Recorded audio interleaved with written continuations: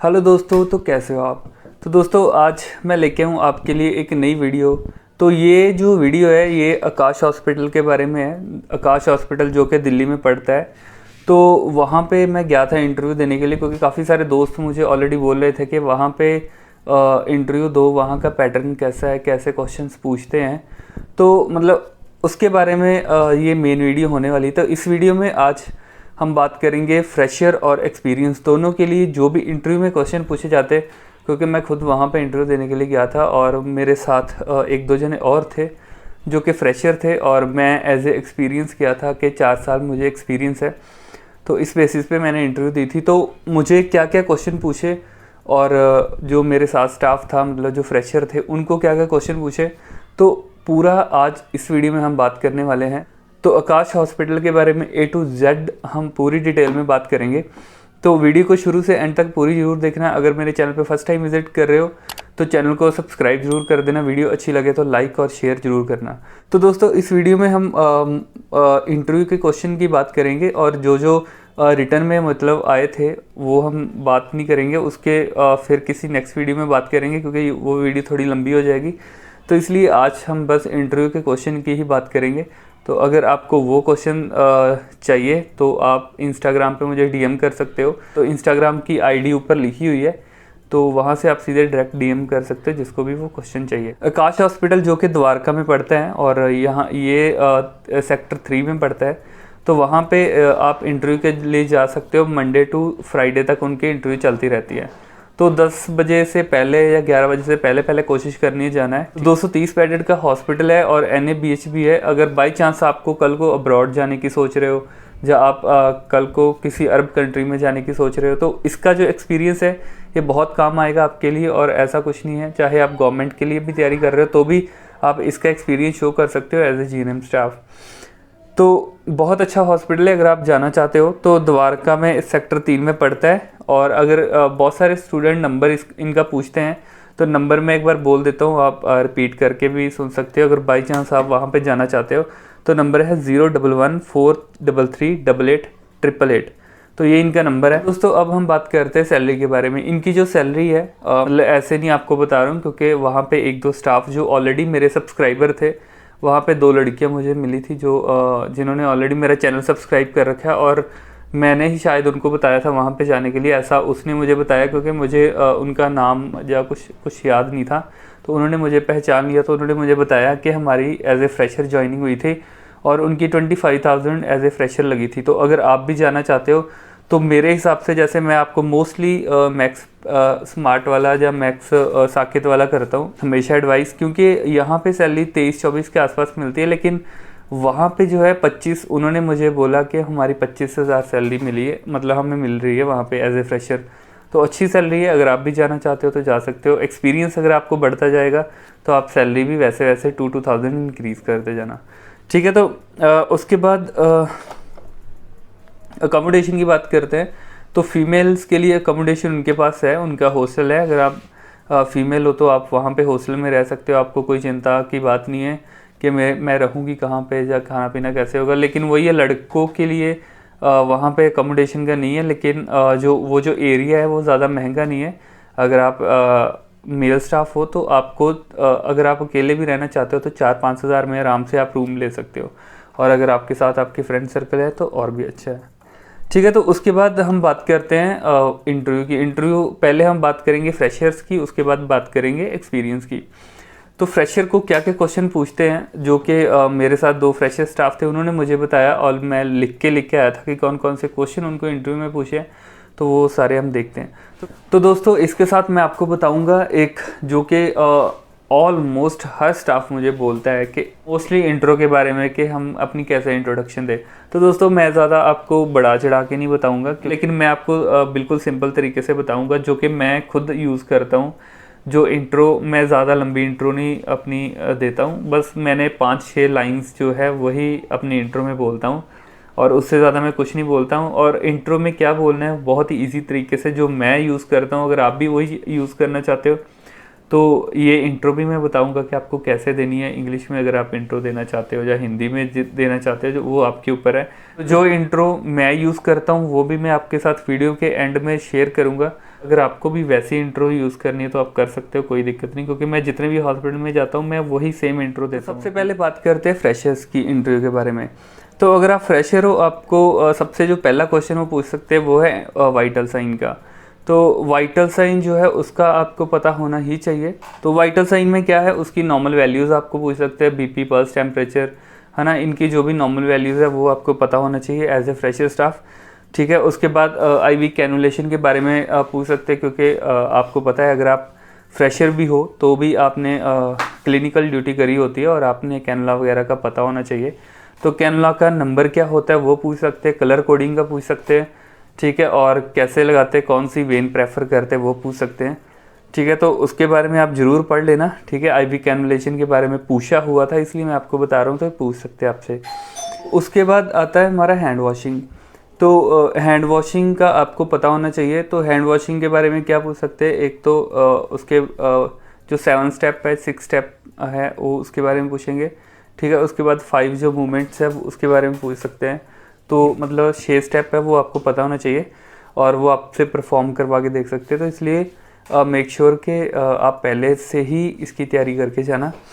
ठीक है, उसके बाद आता है हमारा बर्न के बारे में। तो बर्न जो पेशेंट होते हैं तो उनका ज़्यादा आपसे कुछ नहीं पूछेंगे, लेकिन जैसे हमने सेकेंड ईयर में भी पढ़ा हुआ है बर्न का, तो पूरा उसकी स्टेजेस का हमें पता होता है ना, और बॉडी में क्या क्या चेंजेस आती है और कितने डिग्री का बर्न होता है, डिग्रीज आपको पूछ सकते हैं। तो फिर उसके बाद मैनेजमेंट आपको पूछ सकते हैं कि अगर हुआ है तो कैसे, तो वो भी हमने पढ़ा हुआ है। रिंगर लैक्टेट का एक जो हम पढ़ते हैं फॉर्मूला कैसे, उसके बारे में वैसे नहीं पूछेंगे। नॉर्मली जो वो लड़कियों ने मुझे बताया था कि उनसे पूछा था, उनसे बस इतना पूछा था कि बर्न की डिग्रीज़ कितनी होती है। तो 4 डिग्रीज़ जो हम पढ़ते हैं वो आपको पता होनी चाहिए, है ना, first, second, third and fourth. तो फर्स्ट में एपिडर्मिस, फिर डर्मिस लेयर इन्वॉल्व हो जाती है ना, फिर थर्ड में जाके सबक्यूटेनियस टिश्यू तक चला जाता है, और फिर फोर्थ स्टेज में जाके जो हमारी बोन है वो भी इन्वॉल्व हो जाती है। तो ये जो स्टेजेस है ये आपको पता होनी चाहिए। उसके बाद बेड सोर के बारे में कि बेड सोर अगर किसी पेशेंट को होता है, या किन किन पेशेंट को बेड सोर हो सकता है, तो वो भी आपको पता होना चाहिए कि वेंटिलेटर वाले पेशेंट जो होते हैं, है ना, उनको हो सकता है, या फिर कोई न्यूरो वाले पेशेंट, मोस्टली न्यूरो आईसीयू में अगर आप काम कर रहे हो तो वहाँ पे बहुत सारे पेशेंट को आपको बेड सोर मिलेंगे, क्योंकि वो ना तो ज़्यादा तो वैसे ही कोमा में ही चले जाते हैं पेशेंट, नहीं तो काफ़ी लॉन्ग स्टे रहता है उनका आईसीयू में, बेड में, तो जिसकी वजह से फिर प्रेशर इंजरीज होने के चांसेस बहुत ज़्यादा बढ़ जाते हैं। तो उसकी केयर कैसे कर सकते हो, उसको साइड कितने कितने टाइम के बाद दिलवानी है ना, तो ये सारी चीज़ों के बारे में भी आपसे पूछ सकते हैं। और बेड सोर की जो डिग्रीज़ है उसके बारे में पूछ सकते हैं, तो वो ज़रूर आप पढ़ के जाना। ठीक है, उसके बाद आता है ईसीजी। तो ईसीजी के बारे में आपसे ज़्यादा नहीं पूछेंगे, तो ईसीजी की जस्ट आपसे फुल फॉर्म पूछ सकते हैं, है ना, एबीजी की फुल फॉर्म पूछ सकते हैं, और सीएजी, पीटीसीए, ऐसे जो हम मतलब ऐसे जो प्रोसीजर है छोटे छोटे उसके बारे में पूछ सकते हैं। तो अगर आपको नहीं पता है तो ज़रूर ये पढ़ के जाना, तो वहाँ पे मे भी आपसे पूछ सकते हैं और आपको वहाँ पे बताना होगा। नहीं तो वो क्या करते हैं, अगर आप नहीं बताते तो एक मतलब जो इंटरव्यू वहाँ पे लेती है, मुझे पता नहीं वो कौन है, एएनएस टीएनएस कौन है उनकी, जो भी है, या फिर एजुकेटर है मे बी, तो जो इंटरव्यू लेंगे वो लिखते जाएंगे जो आपको नहीं पता होगा। तो फिर ये थोड़ा होता है कि कोशिश ये करनी है कि आप हर चीज़ बता दो और उनको कुछ लिखने का मौका ना मिले कि वो लिखें कि हाँ भाई इसको इस चीज़ के बारे में नहीं पता है। तो उसके बाद जो हमारा क्वेश्चन है वो है नॉर्मल लैब वैल्यूज़ के ऊपर। बहुत बार नॉर्मल लैब वैल्यूज़ पूछते ही पूछते, चाहे आप फ्रेशर और चाहे एक्सपीरियंस हो।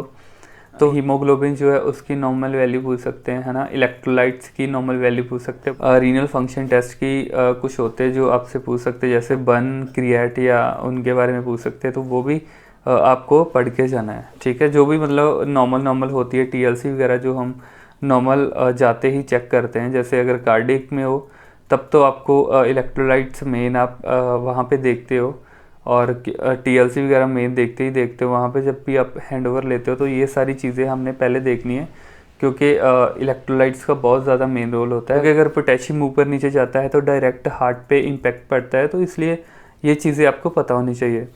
ठीक है। उसके बाद आती है एमरजेंसी ड्रग्स। तो एमरजेंसी ड्रग्स जो है वो एज ए फ्रेशर और एज ए एक्सपीरियंस दोनों में पूछ सकते हो, और मुझे खुद उन्होंने पूछी हुई है, तो इसलिए मैं आपको बता रहा हूँ, आपको भी ज़रूर पढ़ना है। तो एमरजेंसी ड्रग्स आपको पता ही है, सोडा बाइकार्ब, कैल्शियम ग्लूकोनेट हो गया, है ना, प्रोपोफोल हो गया, मिडाजोलम हो गया, और डेक्सट्रोज, एट्रोपिन, एपिनेफ्राइन, तो और लिग्नोकेन, लॉक्सिकार्ड।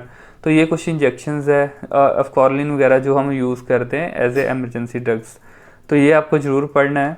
तो ये एमरजेंसी ट्रॉली में जो एमरजेंसी ड्रग्स है वो एमरजेंसी ट्रॉली में रखी होती है।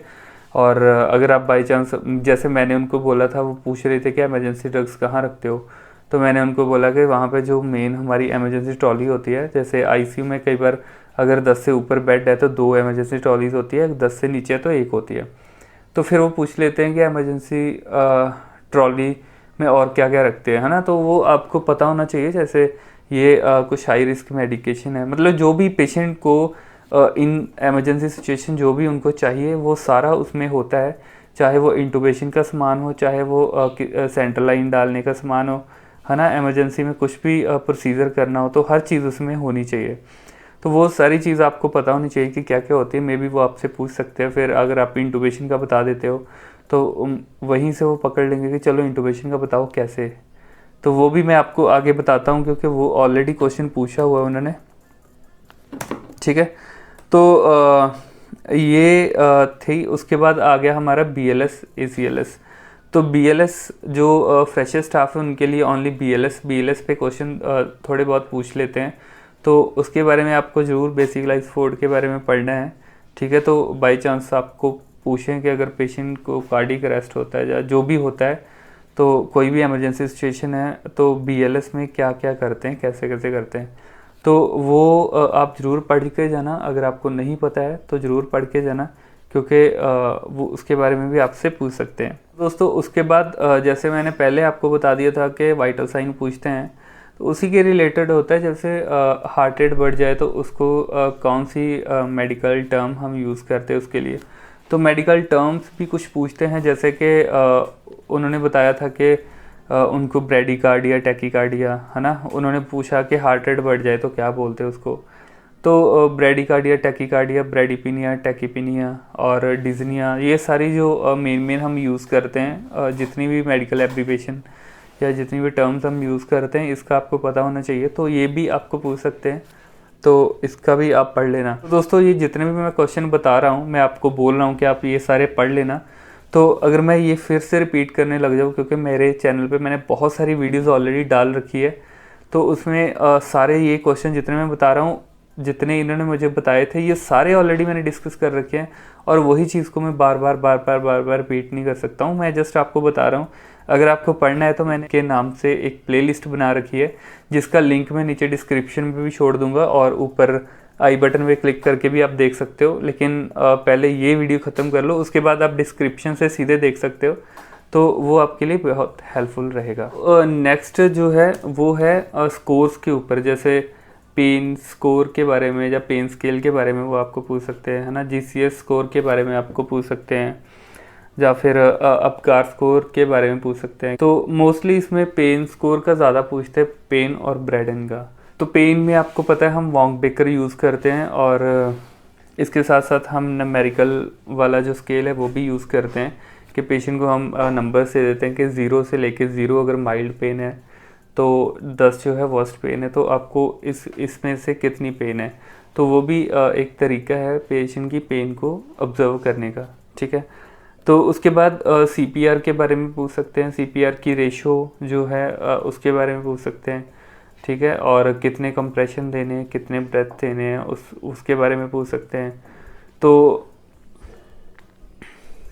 तो ये चीज़ आप ज़रूर पढ़ लेना, ठीक है। और एक ना बहुत सारे दोस्तों के मैसेज आते हैं, चाहे आप एज ए फ्रेशर हो चाहे एक्सपीरियंस हो, डजेंट मैटर, क्योंकि जो IV फ्लूइड हम देते हैं, फ्लूइड की कैलकुलेशन के ऊपर हमेशा वो क्वेश्चन देते हैं कि फ्लूइड कैलकुलेट कैसे करते हो। बहुत ही सिंपल तरीका है करने का, मैं अभी आपको जस्ट बता देता हूँ। देखो मान लो अगर हमारे पास एक पेशेंट है, आपको ऑर्डर हुआ है कि पेशेंट को 500 ml फ्लूइड देना 3 घंटे में, जब भी आप फ्लूइड की कैलकुलेशन करते हो सबसे पहले मेन चीज़ आपको रखनी है फ्लूइड जो टोटल वॉल्यूम है। तो आपको 500 ml सबसे पहले रखा, ठीक है। तो अगर आप वहाँ पे, वैसे ऐसा नहीं है कि फ़ोन आप यूज़ नहीं कर सकते हो, वैसे तो कर भी सकते हो, क्योंकि मैं तो खैर, मैं सही बताऊँ तो मैं हमेशा ही करता हूँ, जितने भी हॉस्पिटल में गया हूँ मैं हमेशा ही फ़ोन यूज़ करता हूँ। मैंने कभी मतलब इसका वो कैलकुलेशन नहीं करा, और ना मुझे बहुत अच्छा मेरा मैथ है और ना मुझे, तो इसलिए मैं ज़्यादा झंझट में पड़ता नहीं हूँ, मैं सीधे डायरेक्ट बस फ़ोन से कर देता हूँ, क्योंकि फ़ोन से आपको 10 सेकंड लगेगा, 10 सेकंड से ज़्यादा नहीं लगेगा, जितना इजी वे में आपको बता रहा हूँ। क्वेश्चन आपको ऐसे आएगा कि आपको ऑर्डर हुआ है 500 ml फ्लूइड देना है पेशेंट को, वो और देना है 3 घंटे में।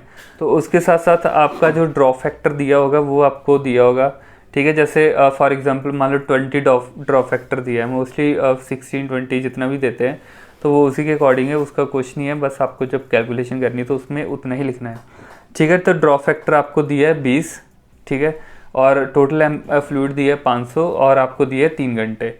अभी आपको क्या करना है, सबसे पहले आपको लिखना है 500, जैसे अभी आप जस्ट कैलकुलेटर खोल के भी कर सकते हो कि 500 ml लिखा, ठीक है, 500 लिखा, उसको आपने क्या करना है मल्टीप्लाई कर दो 20 के साथ, जो कि आपका ड्रॉप फैक्टर है। तो उसको जब आप करते हो तो आपका अप्रॉक्सीमेटली बनता है 10,000, है ना, 10,000 आपका हो गया। अब आपको क्या करना है, जो आपकी टोटल वॉल्यूम आई है 10,000 आपका है, उसको आपने डिवाइड कर देना है टोटल टाइम के साथ, मतलब घंटों में आपको नहीं करना, आपको पहले उसको मिनट में कन्वर्ट करना है। तो 3 घंटे मतलब 1 घंटे के 60 है, तो 3 घंटे के 180 मिनट हो गए। यहाँ तक आपको समझ आ गया। तो अभी सीधा आपको क्या करना है, 500 मल्टीप्लाई बाय 20, तो टोटल हो गया 10,000। 10,000 डिवाइडेड बाय 180 जो कि आपके टाइम है। तो 180 के साथ आप जब उसको डिवाइड कर देते हो तो आपका अप्रॉक्स 55.55 बनता है ना। तो इतना आपका मतलब टोटल आपका हो जाएगा कि इतना ml फ्लूइड पर आवर में देना है। तो ये बहुत ही इजी वे है करने का। अगर आप फ़ोन से भी करते हो तो मुझे लगता है 10 सेकंड या 15 सेकंड से ज़्यादा आपको नहीं लगेगा, बहुत ही इजी तरीका है, ठीक है। तो अभी ये तो था फ्रेशर्स के लिए। तो अभी हम बात कर लेते हैं एक्सपीरियंस स्टाफ के लिए। तो एक्सपीरियंस स्टाफ को कौन कौन से क्वेश्चन आते हैं अभी वो भी मैं आपको बता देता हूँ। तो दोस्तों वीडियो थोड़ी लंबी हो गई है, लेकिन फिर भी बहुत सारी चीज़ें मैंने आपको बताई जो कि आपके लिए बहुत ज़रूरी है। तो अगर आप भी आकाश हॉस्पिटल में जा रहे हो तो ये वीडियो सिर्फ आपके लिए है, ज़रूर देखना। अगर वीडियो के बारे में कोई भी सजेशन देनी हो तो नीचे कमेंट सेक्शन में कमेंट कर सकते हो। अगर वीडियो अच्छी लगी हो तो वीडियो को लाइक ज़रूर कर देना, अपने दोस्तों के साथ शेयर ज़रूर कर देना, और अगर आप मेरे चैनल पर फर्स्ट टाइम विजिट कर रहे हो तो चैनल को सब्सक्राइब कर देना, और साथ ही साथ बेल आइकन को ज़रूर दबा लेना, ताकि मेरी आगे आने वाली कोई भी वीडियो को आप स्किप मत करो। तो दोस्तों मिलते हैं हम नेक्स्ट वीडियो में बहुत ही जल्दी, तब तक के लिए बाय बाय।